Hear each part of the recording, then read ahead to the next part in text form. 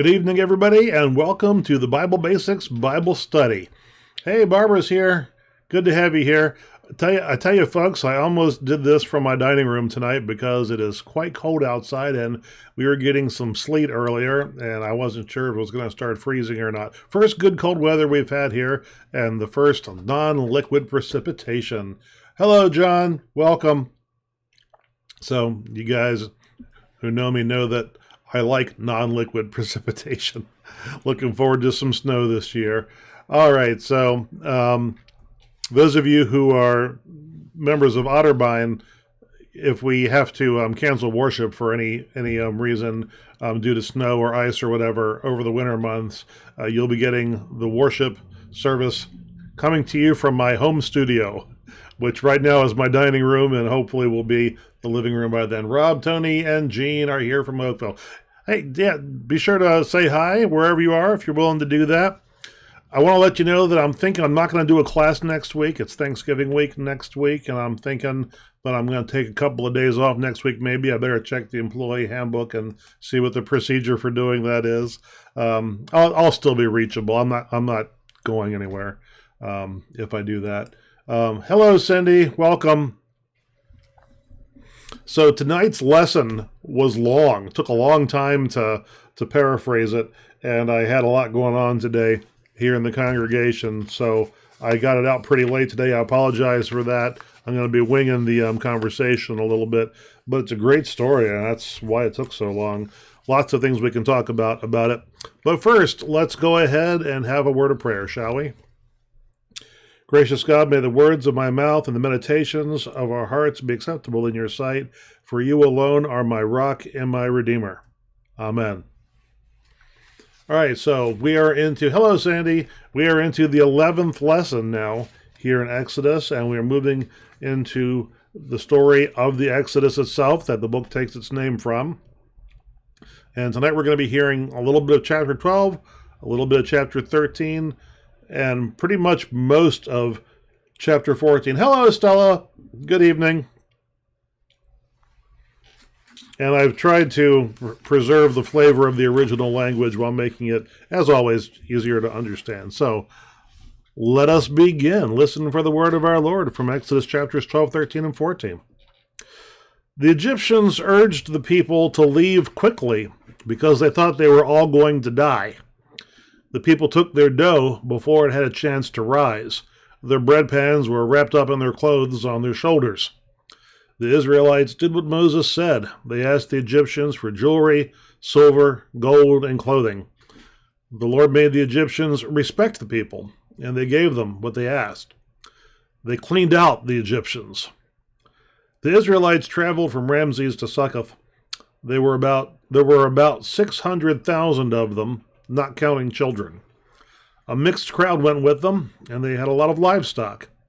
They baked the unrisen dough they had brought from Egypt.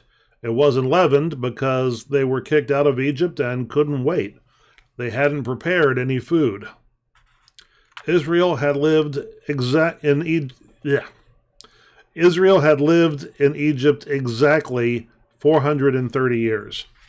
After 430 years, to the day, all of the Lord's armies left Egypt. It was a night of vigilance, and the vigil is to be observed by Israel every year, forever. When Pharaoh let the people go, God didn't lead them through the land of the Philistines, even though that route was fastest. God thought the people might change their minds if they have to fight. They might go back to Egypt. So God led them a roundabout way through the desert by the Red Sea. The children of Israel left Egypt armed for battle. Moses took the bones of Joseph with him. Joseph had made the children of Israel swear when he said, "When God comes for you, carry my bones with you." They left Succoth and came and set up camp in Etham on the edge of the desert. The Lord led them with a column of smoke by day and gave them light with a column of fire by night. The column of smoke and fire never left the people. The Lord said to Moses, "Tell the children of Israel to turn around and set up camp by the sea. Pharaoh will say, the Israelites are wandering aimlessly, and they're boxed in. I will harden Pharaoh's heart, and he'll follow after them. I will get honor over Pharaoh and his army. The Egyptians will know that I am the Lord." The king of Egypt was told that the people had fled. Pharaoh and his officials changed their minds and said, "What have we done, letting Israel go?" He had his chariot and army made ready. He took 600 elite chariots and all the rest of the chariots of Egypt with their captains. The Lord hardened Pharaoh's heart, and he pursued the Israelites. The Israelites were leaving with confidence, and the Egyptians chased after them. Pharaoh's horses, chariots, riders, and army overtook them where they camped by the sea. As Pharaoh drew near, the Israelites looked up and saw the Egyptians advancing. They were terrified and cried out to the Lord. They said to Moses, "Did you bring us out here to die in the desert because there weren't enough graves in Egypt? What have you done to us? Didn't we tell you to leave us alone and let us serve the Egyptians? It would have been better to serve the Egyptians than to die in the desert." Moses told the people, "Don't be afraid. Stand firm and watch as the Lord saves you today. This will be the last time you see these Egyptians. The Lord will fight for you, and all you have to do is be still." The Lord said to Moses, "Why do you cry to me? Tell the Israelites to go forward. Lift your staff and stretch your hand over the sea to divide it. Then tell the Israelites to go through the sea on dry ground." Then the Israelites will go through the sea on dry ground. I will harden the hearts of the Egyptians, and they will go in after them. The Egyptians will know that I am the Lord, when I have gained glory over Pharaoh, his chariots, and his riders. The angel of God who led the Israelites moved, and the column of smoke stood behind them. It stood between the Egyptians and the Israelites. They didn't come near each other all night. Moses stretched his hand out over the sea, and the Lord moved the sea with a strong east wind all night. It made the sea dry land, and the water was divided. The Israelites crossed the sea on dry ground. The waters were like a wall on their right and on their left. The Egyptians gave chase and went in after them. All of Pharaoh's horses, chariots, and riders went into the sea. In the morning, the Lord looked out from the pillar of fire and smoke. He threw the Egyptians into a panic and jammed the wheels of the chariots. The Egyptians cried, "Let's get out of here. The Lord is fighting for them."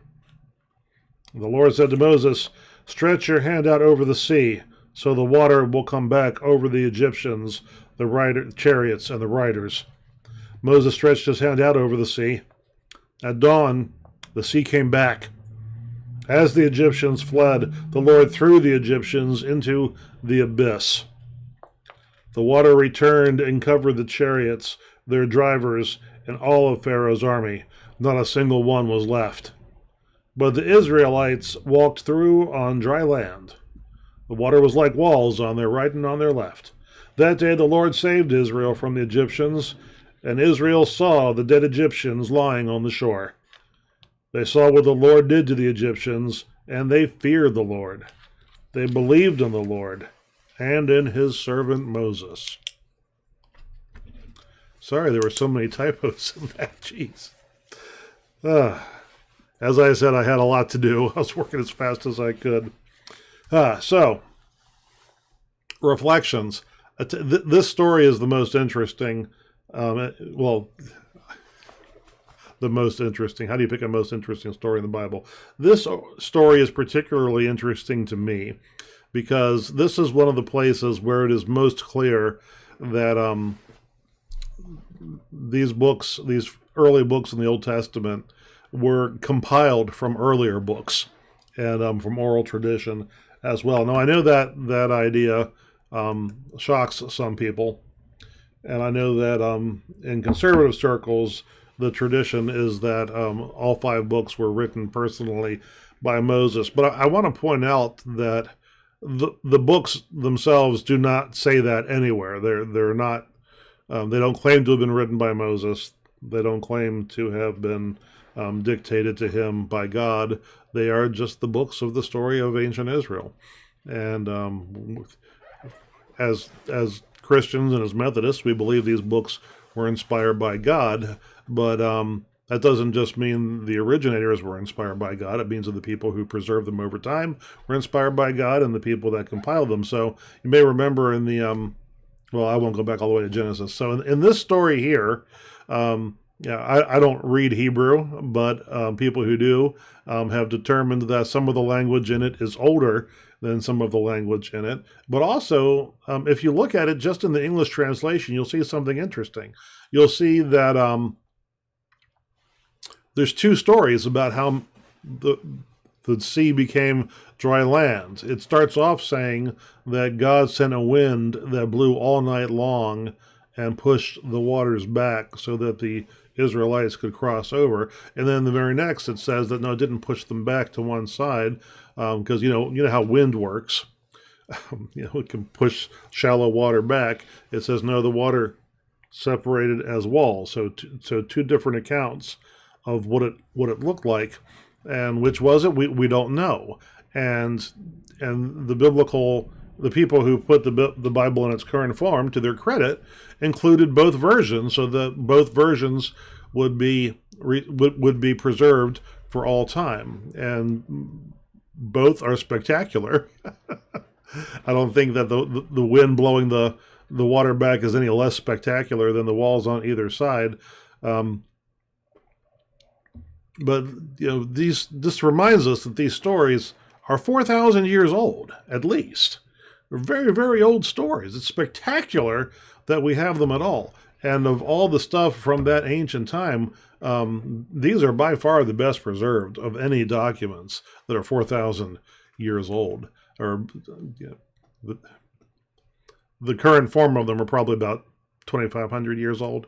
But the stories that are contained in them, 4,000 years old. That is absolutely spectacular. And it is a spectacular story of deliverance. Now, translating into English and trying to understand what exactly is being said in some of these things is extremely difficult work, and I rely on people that are much smarter than me to do all of that work. I know some pastors like to try to learn Hebrew and Greek, and some denominations actually require them to do that, and they try to come up with their own translations of these things. More power to you, my friends. So people have long asked lots of questions about what is actually being said by some of these verses, the Hebrew not being as unclear as we would love for it to be sometimes. Because, after 4,000 years, the meanings of word changes, the uses of words. And there are words in the Bible, in the Old Testament, that are not used anywhere. They might be used once in the Old Testament and aren't used anywhere else in the rest of Hebrew literature. So it's awful hard to know exactly what they mean when you only find a word appearing once. Anyway, so when it talks about the column of fire and smoke, there have long been debates. Are they the same column? Is it...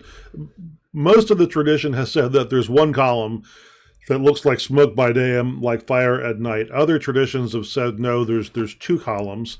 And yet another tradition says that the smoke actually encapsulated Israel while they were in the wilderness. And other interpreters have said that what this actually is that this is a giant torch that is being carried by the people. And so the person at the front of the line carries this torch, and then the torch serves the purpose that is later served by the Ark of the Covenant, which, of course, has not yet been built. And the Ark of the Covenant is God's throne. And so once the Ark is built, when Israel moves, the Ark is in front, and it is the symbol of the seat of God, and God is sitting on top of it. So there are those who think that this column or this pillar is actually a physical pillar with a smoky fire at the top, which can be seen by a large company from a great distance, because when you've got a company this big, trumpets or drums at the front are not going to be heard in the back, and if you try to relay it, you've got problems. So some groups did travel that way? We don't know. It's a fascinating discussion. It's all hypothetical. We don't know exactly. What we do know is that God led the people one way or another, and that God was there with them and got them through these spectacular events. Another question that people have debated is, I never said hi to Tracy. Hello, Tracy. Is which sea was it? And for the sake of tradition, I left the Red Sea in my version of it, but it is now well known that that is a mistranslation of the Hebrew, that it is in fact the Reed Sea, and nobody knows exactly what the Reed Sea refers to. None of the places that are listed in the section there are known to us now. It's all been lost to time. So we're not exactly sure what body of water it is we're talking about, or how deep it was. Hello, Joan. Or whether it was flowing water or still water. We just don't know. We do know that it wasn't in Philistine. Or Philistia, I should say. It did not cut through Philistia territory. One thing that I noticed taking a look at this is that it says that it's a mixed crowd. So, one of the problems people have reading this portion of the Bible is that you've got this persecuted group of Israelites leaving Egypt, then going into the Promised Land, and there are already peoples in the Promised Land who are going to be displaced. And of course, mass migrations are always disruptive, but it is my position that if you read the actual stories, it is not at all a clear-cut case of one group of people moving into an area and wiping out another group. It says right here that not everybody who left Egypt with Israel was an Israelite. They took other people with them. And throughout the story, there have been opportunities for people who are not of Israelite descent to enter into the group of people. And that will continue to be the case. When they go into the Promised Land, as we'll start reading in the near future, not every group tried to keep them out.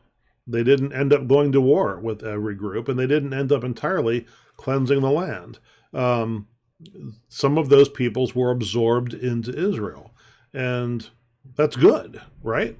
That means that with some of the people, at any rate, as they moved in, they were able to find a way to coexist and to even assimilate into a single society. And also keep in mind that the population densities we're talking about are much, much lower than anything in that area now. I mean, 600,000 people sounds like a lot of people, but when you look at the area that we're talking about, it's not actually that many people for an area that big. And the thing that I noticed today for the first time in my life, and I never noticed this before, reading about it, is that it doesn't say that God threw the people into the sea. It says that in most English translations, but in the Hebrew it apparently says that he threw them into the abyss, which is much worse than being thrown into the sea. The abyss is that bottomless primordial chaos from Genesis chapter 1. It's basically everything outside of God's ordered creation. So this is a fascinating story with a lot of layers of tradition behind it. It's a story that was told a long time before it was written down.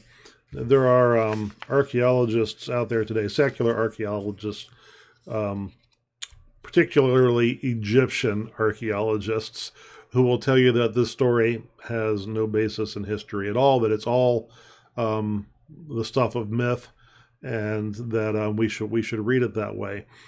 And let me say this about that. First of all, being the stuff of myth does not make it untrue. As Americans, we're not used, as modern Americans aren't used to believing in their myths, but ancient peoples did. They served a mythological function, in that a myth is a story that tells people, a group of people, a culture, how they came to be, why they're there, and what their purpose is. That's what a myth is. And all the stories that come with it are stories that are meant to convey the culture of that civilization from one generation to the next. But ancient peoples believed in their myths, okay? So they, for them, history and myth were not two different things. So saying it's the stuff of myth doesn't automatically make it not factual. The second thing I would say is that every myth that we've studied thus far has ended up being a lot more closely rooted in history than people, or I should say, I shouldn't say every myth, but more and more myths that we once considered to be entirely fictitious, we now know were based in actual history. And I think that time is always on the side of myth, because as science charges forward and archaeology charges forward, we're always getting more and more data about the ancient world. And the trend, in my mind, the undeniable trend, is that data, more and more data, repeatedly surprises people by revealing that key factors of some of the oldest stories, like Helen of Troy. For a long time, historians knew that there was no such thing as Troy until they found Troy, right? And there's lots of stuff going on in the Middle East today, uncovering things that are mentioned in the Bible that are surprising people, because people didn't expect to actually find evidence of these things. So anybody who says that a story like this couldn't have happened, just because you can't prove it happens doesn't mean it didn't happen. So I just wanted to put it out there that you will see people claiming that these events have no basis in actual history at all.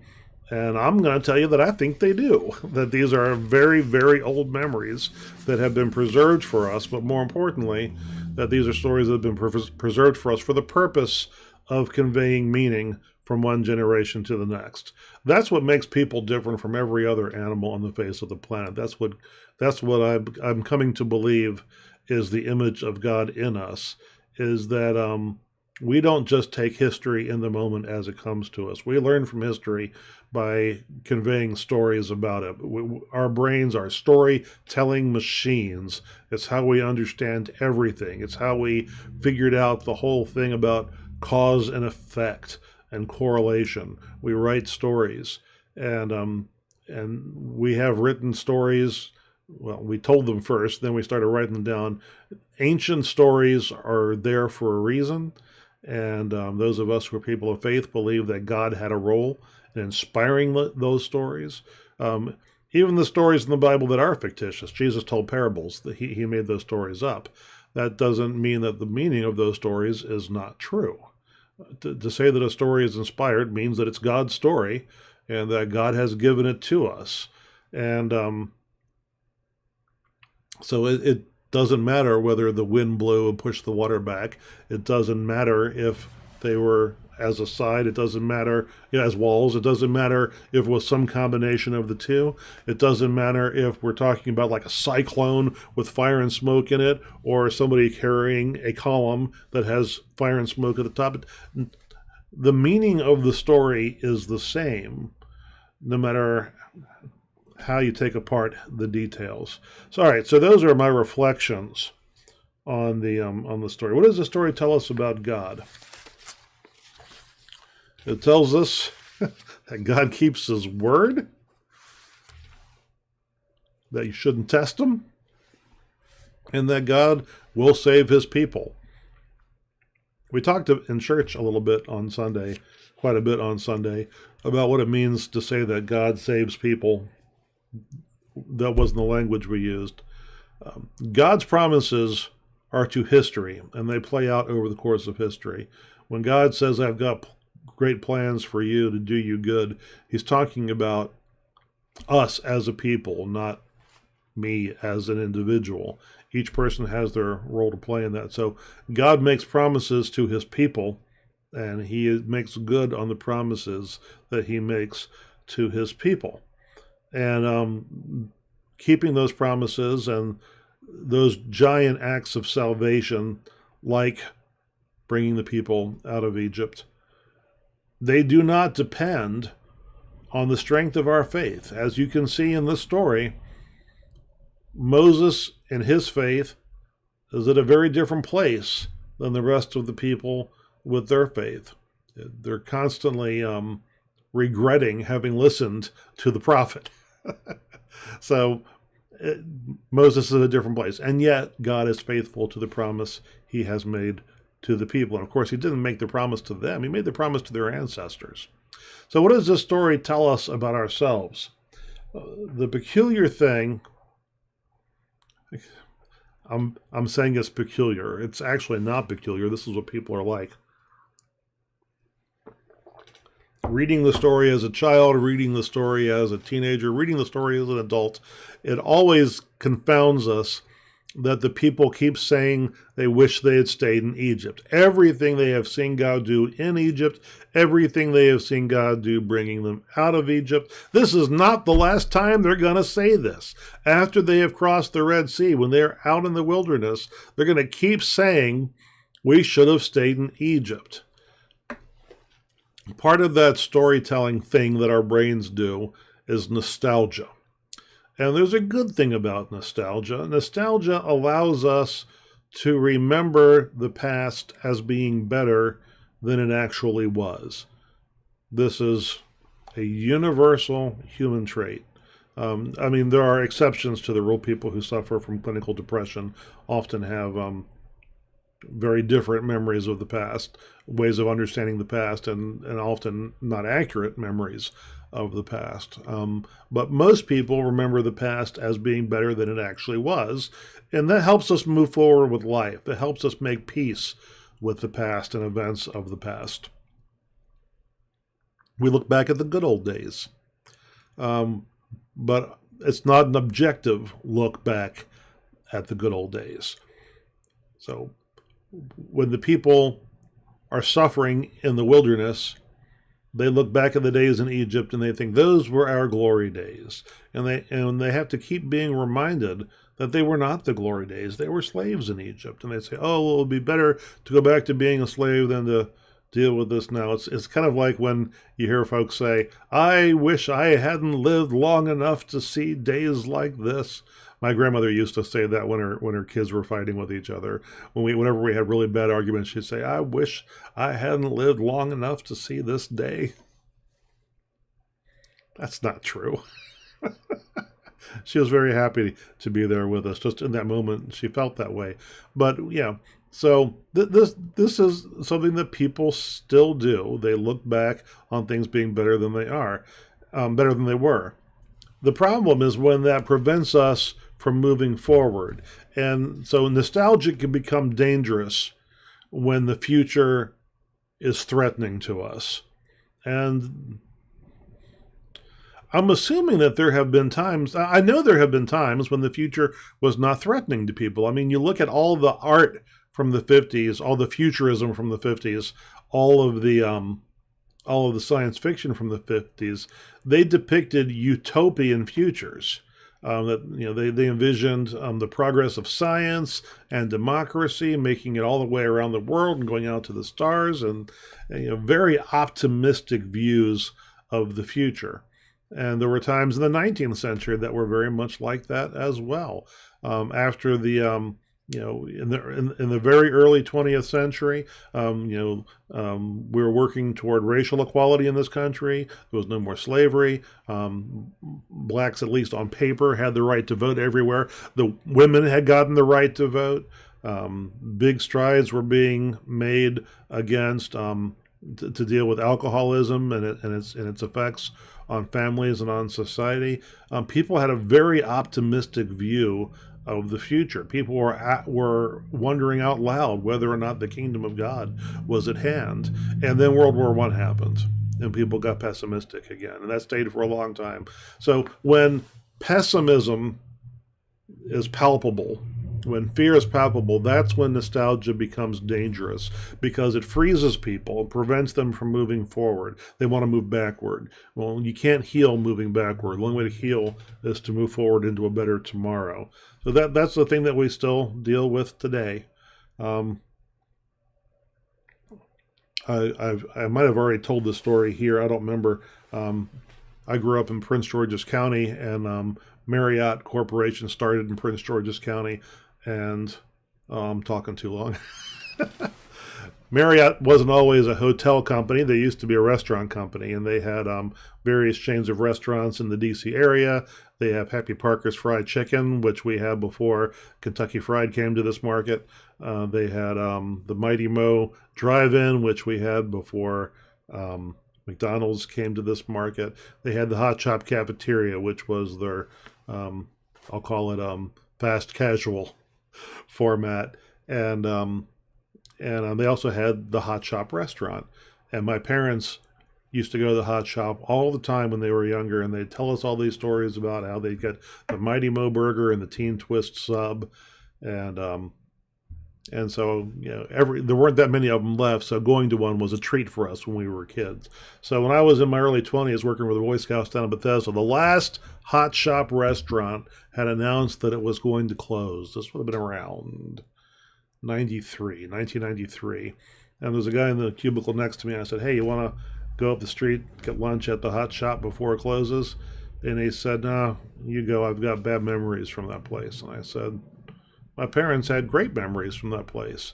And he said, yeah, well, your parents are white and they didn't have to sit in the room in the back. I did. He was older than me. He remembered segregation, and hot shops were segregated. I had no idea. My parents never mentioned that. I don't know that they noticed. I hope they did. They didn't say anything about it. So that was the 1950s. And people, some people look back at the 50s and say, oh, things were so much better in the 1950s. My first SPRC chair, Charlie Johnson, that drove him crazy. He said, I don't know why everybody thinks the 50s were so great. I guess they didn't get drafted and get sent to Korea like I did. He said, I spent most of the 50s getting shot at. He said, and people look at the cars, oh, the cars were so much better. I said, yeah, they looked better. They didn't run better. They rusted out in 10 years. They had vinyl seats, no air conditioning, and you had to wear wool pants year round that stuck to the seats. Things were not better in the 50s.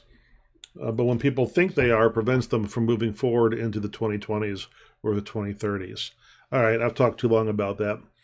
What does that tell us about our relationships with God and each other? Well, it tells us that we need to remind each other of this, that things were not better in the old days. Some things were better. God's future for us is not in the past. It is in the forward. So we need to keep reminding each other of that so that we can move forward, taking that next step in faith. All right, so that's all I have for you on the Bible study tonight. The thing that I would want to tell you about in the world of Methodist news tonight is that a new book is coming out. I guess I'm going to have to buy it. I've got so many books that I haven't read that I need to read. I guess I got to start spending more time on the treadmill at the gym. That's pretty much my only chance to read non-biblical stuff these days. And this book was written, I forget the title. I put the link to the article about it in the notes.